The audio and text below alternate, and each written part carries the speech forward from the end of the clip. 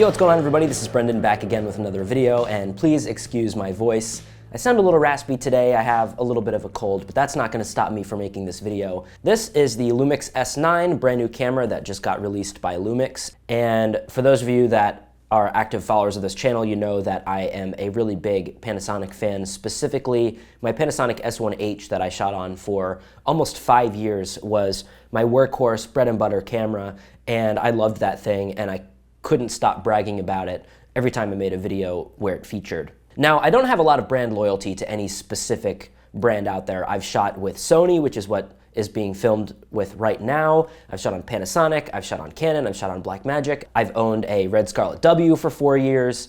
So I've really had the whole gamut of cameras. Now, this is a camera that I usually wouldn't have gotten, but for very special circumstances, I was able to get my hands on this. So I went to VidCon this year and went to the Lumix booth. Didn't even know Lumix was going to be at VidCon this year.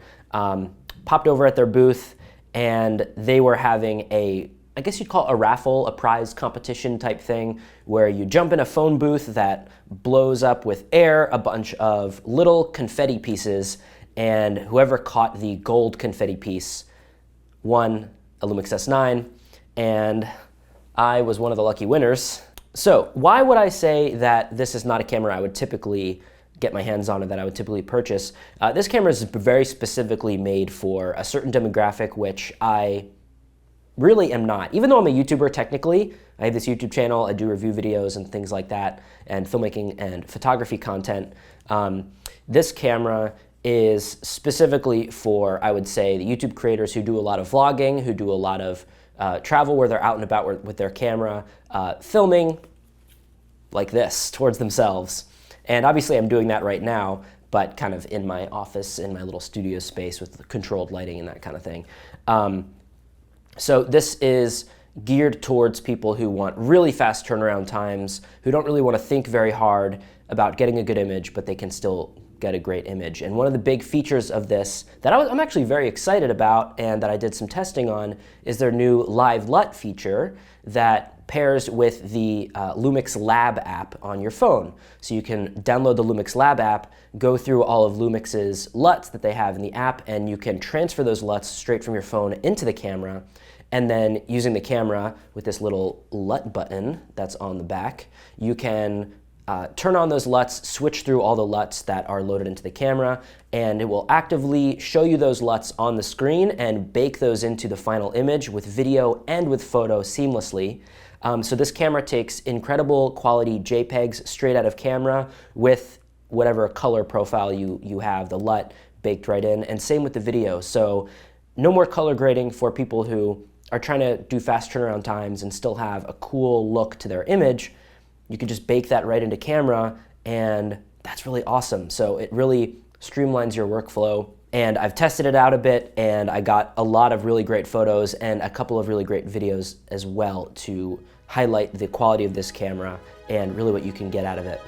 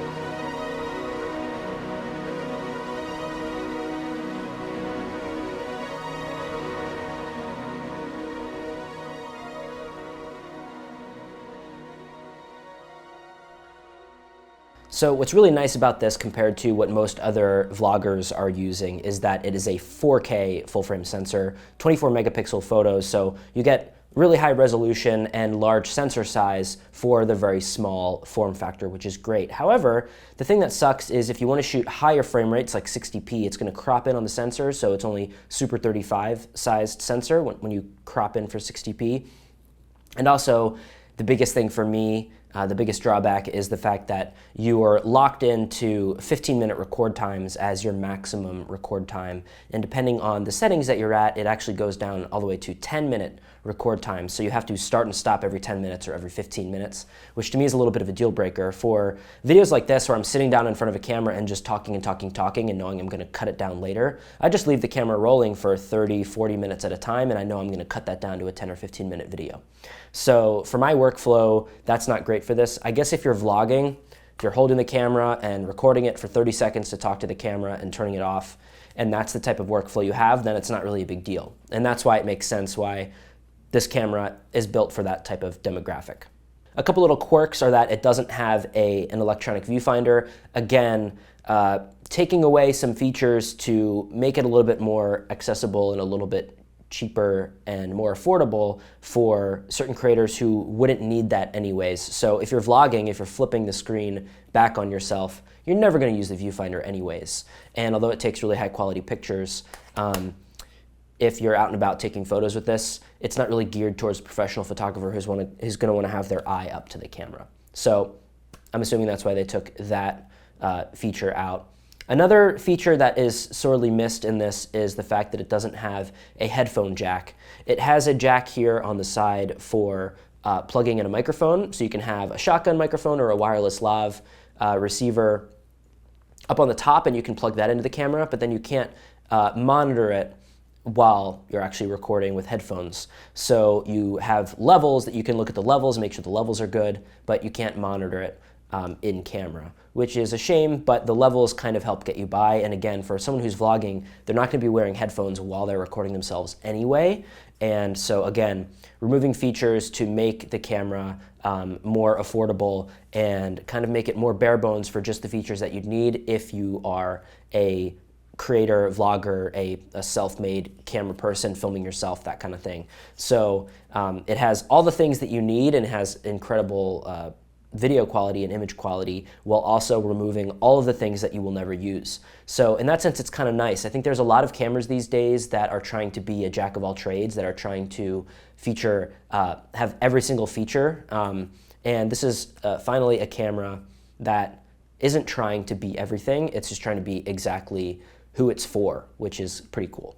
But I would say for me, the most exciting new feature about the Lumix S9 is that new Live LUT feature. I think that's really cool. If you're a street photographer like me, that is a really fun feature to use when you're out and about taking photos on the street, to be able to switch through LUTs. Really helps you feel inspired and helps you feel more invigorated by the photos you're taking in the moment, because they look really awesome right in camera, versus with some cameras that I've used in the past, the image doesn't look that great on the screen or in the EVF. When you're taking it, you just have to trust that you'll be able to make it look great later. And that can kind of diminish your kind of creativity in the moment and kind of bring you down a little bit and be uninspiring. Versus a camera like this is a tool that can make you feel really inspired in the moment, which I think is a really valuable thing to have that not a lot of people think about.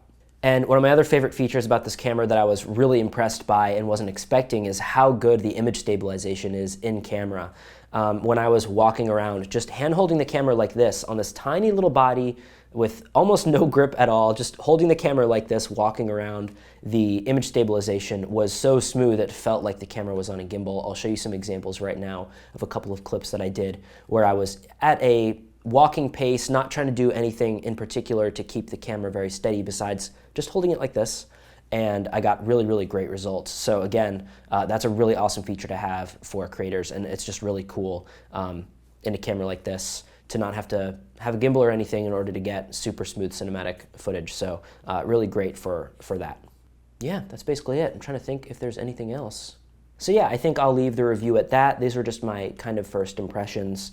Not taking this review too seriously, just sharing with you my first initial thoughts of using the camera, what I think about it, the things that I really like about it, the things that I don't, and who I think it's for. So Hope you guys enjoyed some of the example footage and example photos, and let me know if you have any questions in the comments below.